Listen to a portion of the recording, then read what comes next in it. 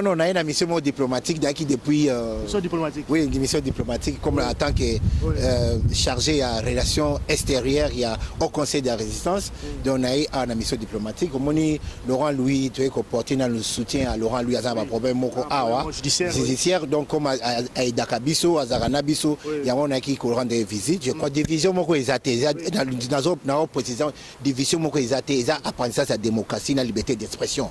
Donc tout le monde est aux familles, non? Oui, il va proposer, ce n'est que normal, il va l'habiter, tout le monde y était, tout est tondimi.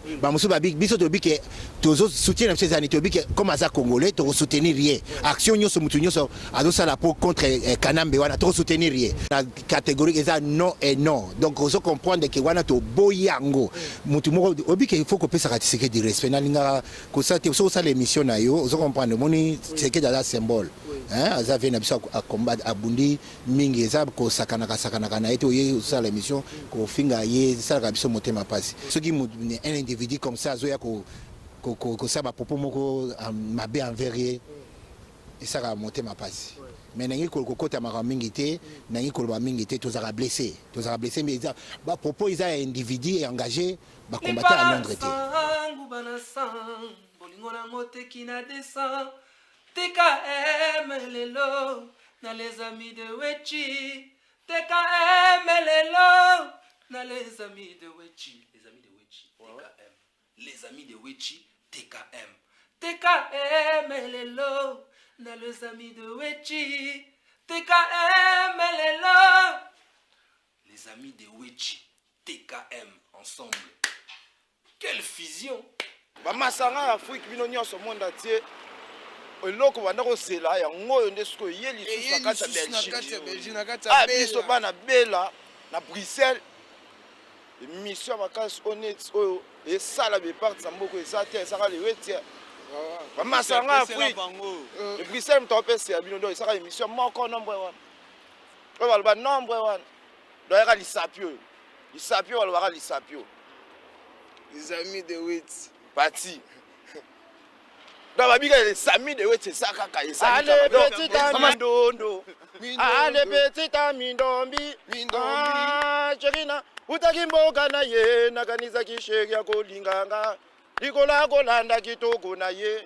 Moano yo, Bote Naye. Kitoko Naye, Nzambi. Bote Naye, Nzambi. Mesdames et messieurs, fidèles téléspectateurs partout où vous êtes, je vous salue et puis bienvenue dans votre émission Les Amis de Wechi International.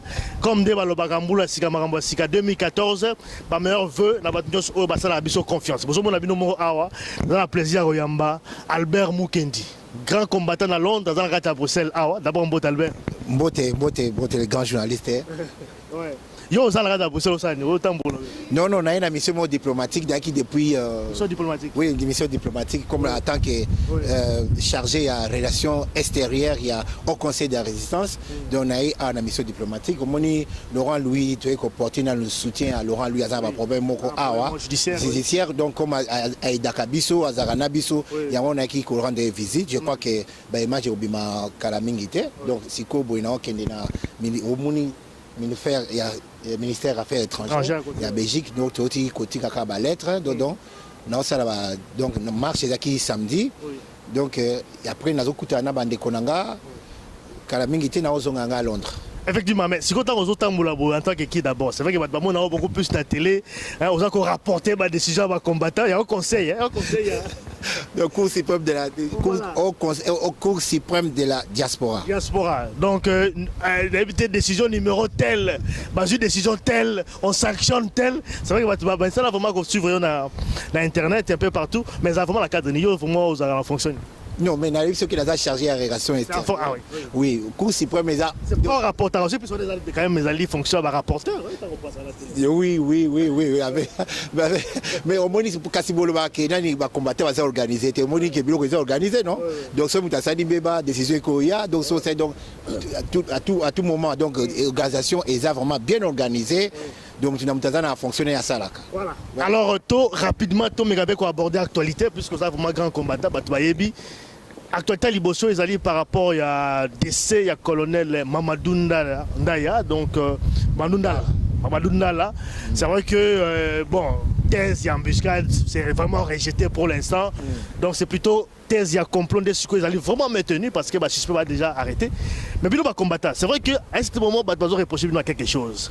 Tant que Mamadou Ndala a joué victoire sur 1-23, bon, on néglige un binongo, bon, le Benagui en hôtel, et puis bon, le bac également, qui a eu victoire, qui a eu 1-23 de se retirer. Mais le leur Koufi, bon, télémélé, Mamadou Ndala, va comprendre. Le rôle par rapport d'abord à Décennie.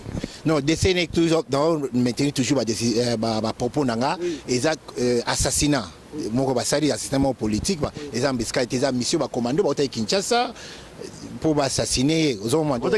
Oui, oui, oui, les commandos, c'est bien pour l'image et au monde. Moi, écoute, c'est dire surtout des enquêtes internationales. Ce qu'Amnesty International, les Nations Unies, l'organisation, et ça, l'Amnesty International, Human Rights Watch, ce que c'est l'investigation au monde qui doit assassiner mon politique, les embuscades coûtent. Je suis pas arrêté, et ça, mascarade, on a bazo ça, là, ma mascarade to landangote banquet baza ta lukuta pour na ba bomé pour l'année aussi parce que au lieu de Kinshasa pourquoi est-ce que ba bomé mutu azali quand même ko bondela mboka comme ça mais na kasi pour mona que eza victime liboso te musa mabe to mona ba kolo batuna biso ebele ba buda pona ekolo ba bunda pona so bangi ba libérer ka pays na biso ba boma ba Rwandais au mona ka ke pourquoi ba boma bati mususu te l'air guerre ezalaki guerre pena nesilate so moni ke biso bandi ko gagner comme génération ya sika ba koma ya ba généraux babimi au monde kaka main noire moko ezana pour kaka pour ba stopper élan ya ba congolais nde yango na tozolo ba ke ezaka assassinat et là c'est ezaba complot ba sala depuis ka les ba libosoté. Voilà, assassinat Nengo au lobby, c'est vrai, bon, à la point de vue, Albert Mukendi, mais c'est vrai que le dossier est quand même en justice, c'est tout l'an de la Tina Souka, mais aussi un dossier aussi, où vraiment, dans le bas, ils ont vraiment la une, l'actualité, dans le dossier Mukungula, le prophète Mukungula, Joseph Mukungula, c'est vrai que évidemment, le cas que le 30 décembre, na Congo, Kinshasa, Lubumbashi, na Kindu, moi, écoute, on a une émission par rapport à Nango, mais problème moi ils ont coulé beaucoup d'encre.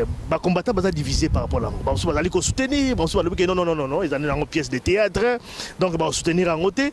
Mais ils ont suivi quand même un peu plusieurs fois. Apparemment, ils allaient quand même apporter soutien à Mukungu. Mais division on a combattant, ils ont soutenu au moins on est. Non, division moi ils étaient dans précision division moi ils étaient apprentissage à la démocratie, la liberté d'expression. Donc tout le monde est aux famille non. Oui, muto ba propos c'est que normal ba ou ba libité nan to moni était nan to ebi tondimi ba musu ba biso to bike tozo soutien ces années to bike comme ça congolais to soutenir rien action nyoso mutu nyoso azo sala pour contre Kanambe wana to soutenir rien pour masasa na nani minduki wana soki yakina soki banzeta so abamba biso te abamba ndeka Kanambe wana donc comme ça congolais to soutenir rien oyo nyoso lobiki ali ko soutenir sa démocratie ça no problème te division moko entre ba combattants la preuve que mona qui to marche et ça makina le 4 janvier moi attention ezaki muke mais c'est là oui tension ezalaki évidemment mais eza nango eloko moko te ba makamoko ya mike nous sommes ensemble division moko ezalité mais to déplorer car ba incident to bi que violence moko ça la maraté ba mama wana ba oya bazo komisa bayaki kosala marche basala ndeko ba congolais ko pekisa bango te basala marche na boisa mutu na bango bazo soutenir baki mukolo na le 4 il faut na préciser le 4 janvier ça mukolo ba martyr ezaki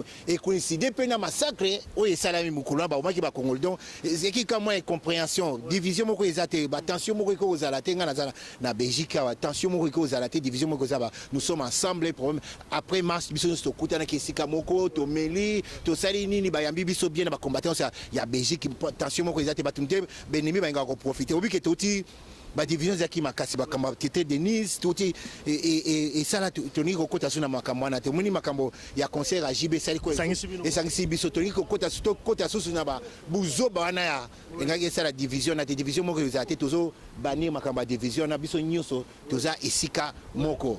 Donc. Voilà, et si mon lobby, division exaltée, mais c'est vrai qu'il y a un peu profité comme la Zio Awa. Je pense que Nayamba qui est également un combattant de Londres. comme on a eu Lumumba Yoto, on parlait sur l'impérium, puisqu'il parlait sur Bato Bazako accompagné. Mais je vais préciser, je vais dire que je vais combat Bato. Avant de dossier, comme yo moko rappelé, soutien à Mukungu Bila pour la bino et au comment jusqu'à quel niveau pour la bino bon soutenir quand même pour la action, mais pour la bino limite na bino dans niveau. Non, limite na bi aza kaye mon côté batimusu bazala na bango. O inyo sa kosala akosa eloko en attendant biso na to komi kunate. O aza na si place o ba seri biso to soutenir bato baza na terrain, so ba seri action, il faut les soutenir. Donc tu ebi nyabi limite neti na ebi ngapo na ebi était population na ebi était. Oui, non mais na ebi était beto yo kika ke aza a Tshisekedi alobaki ke Kabila kozala dani kanamba kozala ingouvernable. Kasi atie pays ingouvernable. Mais to soutenir te pona nini? Ata yo moko yebisa ngai. Mais Kabila est ingouvernable, Baba qui est ingouvernable. On a aussi action qui est ingouvernable. Tu ne soutenir rien. Beaucoup soutenir rien dans le lobby. Mais quand même par rapport à Imperium Tshisekedi, c'est vrai que Nayamba qui est un combattant, à lobby qu'effectivement ils allaient dans opposants au Bazali pour accompagner le pouvoir d'occupation. Puisqu'on est déjà là. Il citait quand même énormément le président Tshisekedi. Quand il a habité, est-ce qu'ils allaient point de vue dans le sur combattant à Londres, combattant sur point de vue de non, la catégorie est non et non. Donc on comprend que on a to boyango. Il faut qu'on puisse arrêter du respect. Que ça, c'est l'émission na yo. On comprend le moni Tshisekedi est un symbole.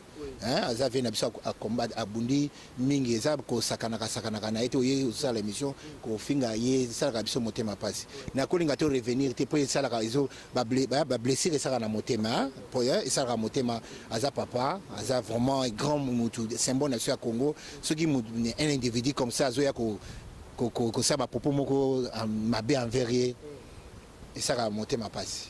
Mais nangi kolkota maramingité nangi kolba mingité tous a blessé mais bah propos ils a individu et engagé bah combattre à Londres était nous au monde donc il y a des présidents quand même il y a non des résistants na lobby na yo ke ngale na saka émission natanga ba komba batuté donc nazolo ba natanga ba komba buté wala mtu tozo apprendre ngango na lobby na yo ke biso to lingaka te ke to kundo la susu pa pota tenga ko gunda ba pota tete ndo sala ba tic-tac na ba vidéo et ça va bien te comprendre donc respect mutuel ezala donc il vient soko azali respect bango pe ye o mutu ozolo bana ye pe azana mutu ni akumisaka de langage na bomba zanango donc ye pe azana mutu ni akumisaka po langage wana iza ya mutu na bango o bango bakumisaka ngwanda pa ma azamba natanga akomba batute yango na lobi ke tozala biso nyoso na respect place nani liberté no esuki ya baninga e bandi ozo comprendre place liberté no esuki ya baninga e bandi donc to lingite ke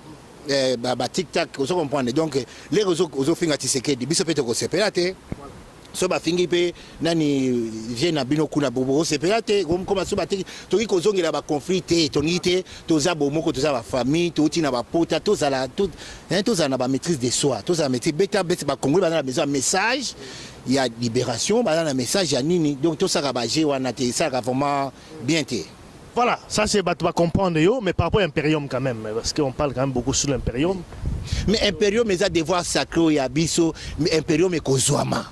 Et Kozouama, quel que soit les temps, quel que soit les jours, biso doit soutenir Imperium et Kozouama. Tu sais que dans un ce qu'il y a parole na iso kwa lobby, et sa parole moko sacrée. Donc biso banana ye toza oyo tozali to soutenir yango toza ko zela Imperium denga albaki ke tozela to kozela.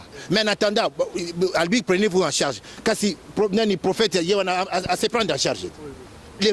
Exemple kaka yango prophète nani prophète à se prendre en charge azeli Tshisekedi te babi se prendre en charge babi ke yango bazo tozolo nazo condamner que ba combattant musu ba soit disant combattant bazo accompagner occupation sans les savoir ba combattant bazo accompagner sans les savoir inconsciemment oui okoko zala ndoki ozo yebate kasi ba propos yango et c'est Tshisekedi ya ebisaki mukumbira ke kende ko attaquer.